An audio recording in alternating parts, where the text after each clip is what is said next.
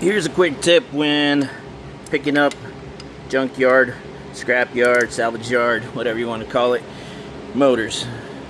Make sure before you pull the engine that it spins freely. That does not mean it's a great motor. That just lets you know that it's not seized up. Unlike this one.